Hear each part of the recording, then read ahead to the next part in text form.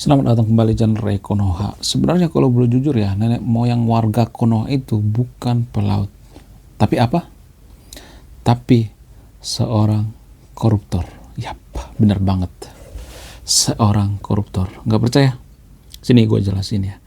Jadi pada zaman Hindu Belanda ada, kok Hindu sih? Hindia maksudnya. Hindu. Mohon maaf. Jadi pada zaman Hindia Belanda ada seorang gubernur bernama Daendels yang membunuh 30 koruptor. Namun naasnya beliau ini dimusuhi oleh warga Konoha. Begini kisahnya. Herman Willem Daendels adalah seorang gubernur kolonial Belanda yang menjabat di Hindia Belanda saat itu ya. Sekarang Indonesia. Beliau ini menjabat hanya beberapa tahun saja, sekitar kurang lebih 3 tahun lah, dari tahun 1808 sampai 1811 ya. Selama masa jabatannya, Daendels dikenal dengan kebijakannya yang keras terhadap korupsi dan penyelewengan kekuasaan. Salah satu kebijakan Daendels yang paling kontroversi dan yang paling terkenal adalah ia menghukum mati beberapa pejabat kolonial yang terbukti korupsi. Yang terbukti ya, bukan yang ngasal-ngasalan ya. Bukan, maksudnya kalau belum terbukti nggak dihukum mati ya, nggak sekejam itu ya. Kemudian menurut catatan sejarah ya, Daendels telah menghukum mati sekitar 30 pejabat kolonial yang terbukti korupsi selama masa jabatannya. Kemudian Daendels juga melakukan beberapa reformasi lainnya seperti memperbaiki sistem administrasi ya, terus membangun infrastruktur ya, memperkuat militer kolonial. Namun kebijakannya yang keras terhadap korupsi dan penyelewengan kekuasaan membuatnya menjadi sangat tidak populer di kalangan pejabat kolonial dan masyarakat lokal. Ada sebenarnya kekurangannya ya. Kemudian meskipun demikian, kebijakan Daendels dianggap sebagai salah satu upaya pertama untuk membersihkan korupsi dari Indonesia. Namun perlu diingat bahwa kebijakan Daendels juga memiliki dampak negatif seperti peningkatan ketegangan antara pemerintah kolonial dan masyarakat lokal. Jadi sebenarnya kalau boleh jujur, dari dulu kita itu sudah hobi yang namanya korupsi, warga Konoha ya. Hanya warga Konoha ya, bukan Indonesia ya. Orang Indonesia itu anti kritik ya. Sedikit saja kita kritik mereka akan ngamuk-ngamuk ya. Walaupun mereka banyak yang korupsi, nggak boleh dikatakan orang yang paling korupsi sedunia, nggak boleh ya. Jadi saya melihat ya, korupsi itu sudah bukan mendarah daging lagi, tapi sudah masuk ke tulang-tulang, ke DNA warga Konoha. Sama halnya dengan Pak Prabowo. Apakah Pak Prabowo berani menghukum matong koruptor di Konoha? Saya rasa enggak.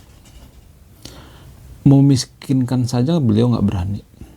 Jadi kalau ada yang mengatakan bahwa Pak Prabowo itu macan Asia, mohon maaf ya, bagi pendukung Pak Prabowo. Pak Prabowo itu bukan macan Asia, tapi macan ompong atau macam betul aja. Kenapa? Karena beliau ini nggak ada, saya melihat.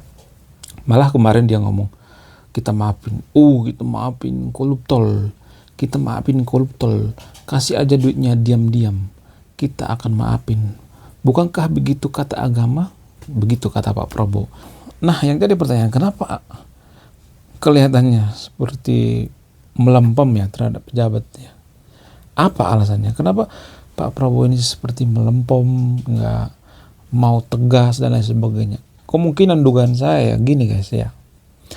Dugaan saya itu kemungkinan ada 2. Yang pertama itu dia benar-benar nggak digubris oleh DPR ya, karena yang bisa mengesahkan undang-undang itu kan DPR ya.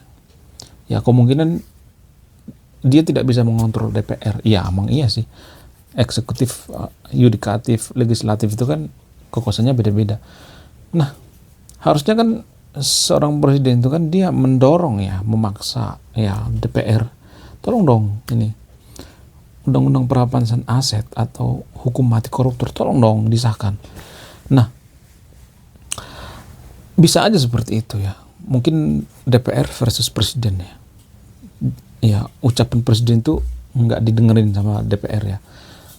Kemungkinan kedua misalnya bisa aja sekeliling dia ya, orang-orang yang penting ya, terus orang-orang yang punya nama di negeri ini, terus sekeliling dia itu banyak yang korupsi. Ya, bisa aja nanti yang korupsi itu bisa bikin negara chaos. Kalau misalnya dia bongkar semuanya, bisa bikin negara chaos, bisa bikin negara morat-marit dan lain sebagainya.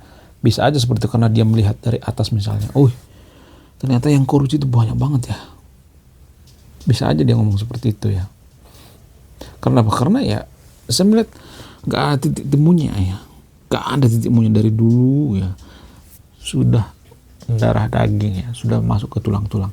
Lalu apa opsi selanjutnya? Kalau misalnya nih ada yang bertanya bagaimana solusinya? Solusinya itu kembali ke masyarakat kita ya.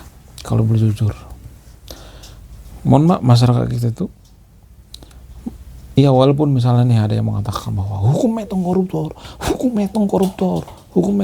padahal ada truk terguling misalnya, truk lele terguling di Jara, ada truk sayur terguling di Jara, ya, ketemu sama polisi 86, bayar, daripada nanti panjang urusannya bayar aja, akam sih mau gitu. Kalau misalnya kita ngambil perumahan terus ada akamsi, kita mau. Jadi dimulai dari diri kita sendiri dulu deh. Saya lebih ke situ ya, prefer ke situ. Lebih baik dari diri kita sendiri dulu. Apakah masyarakat kita itu sebenarnya udah benar-benar hilang yang namanya korupsi dan lain sebagainya. Jadi dari diri kita sendiri dulu. Ya, saya juga sepakat kalau ada yang mengatakan bahwa ya Pak Prabowo juga berpengaruh ya. Di negara demokrasi itu kan kekuasaan itu dibagi-bagi ya, eksekutif, yudikatif dan lain sebagainya.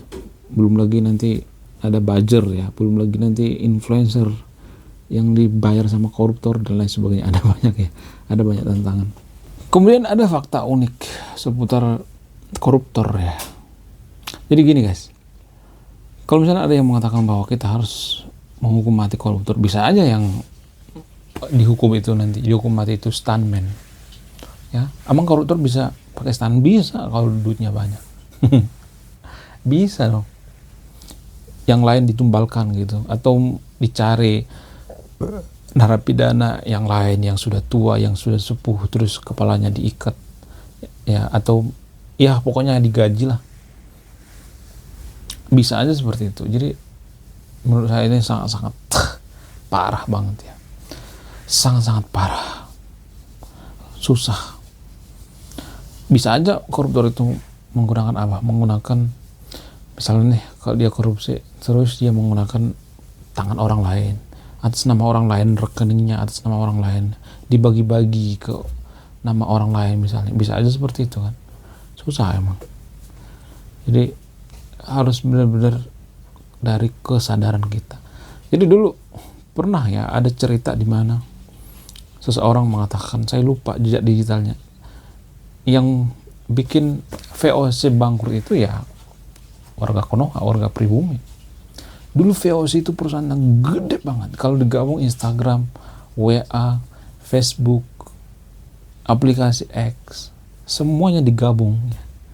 Apple, itu nggak ada apa-apanya dengan perusahaan VOC. Perusahaan VOC itu sampai bikin Belanda itu dari negara yang carut marut, negara yang berjajah, negara yang tidak punya duit, menjadi salah satu primadona di Eropa. Ya, bahkan setara dengan negara superpower. Karena apa? Karena punya perusahaan VOC di Konoha. Dan kenapa VOC ini bangkrut? Apa alasannya? Alasan yang paling masuk akal itu adalah karena para pekerja-pekerja di VOC itu ya seperti itulah. Warga pribumi, malah warga pribumi yang training orang-orang Belanda untuk korupsi. Diajarin, bayangkan. Diajarin. Orang-orang Belanda itu di training, guys. Jadi yang mengajari orang Belanda korupsi itu orang pribumi. Saya juga nggak tahu kenapa warga Konoha itu sangat suka yang namanya korupsi, membudaya, yang tua, yang muda, semuanya. Ada sih warga Konoha yang jujur, tapi 1 dari 1 juta orang ya biasanya mereka doyan yang namanya korupsi.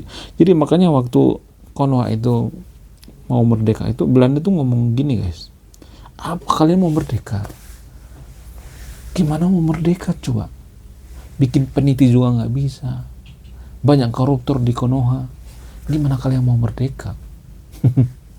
Jadi saya nggak heran ya kalau Konoha itu dijajah 5 kali ya, Belanda, Prancis, Portugal, Jepang, dijajah oleh 5 negara. Bayangkan coba. Sampai sekarang juga Konoha dijajah sebenarnya. Nah, yang jadi pertanyaan, kenapa warga Konoha itu sangat doyan yang namanya korupsi maksudnya? Kenapa doyan banget? Apa alasannya? Ini berdasarkan pengamatan saya pribadi ya. Ini nggak ada di jurnal manapun ya, dan ini hanya opini saya pribadi, boleh diterima boleh nggak ya, boleh di skip juga ya. Alasan kenapa warga Konoha itu sangat suka yang namanya korupsi ya, apa alasannya? Alasan yang paling masuk akal itu adalah karena kurangnya kejujuran. Ya, semua orang juga tahu itu. Ya kan, korupsi itu bagian dari ketidakjujuran. Nah, yang jadi pertanyaan, kenapa warga Konoha itu kurang jujur? Apa alasannya? Apa yang mempengaruhi? Alasan yang paling mempengaruhi itu adalah karena apa? Karena lingkungan. Ya, lingkungan kita seperti itu.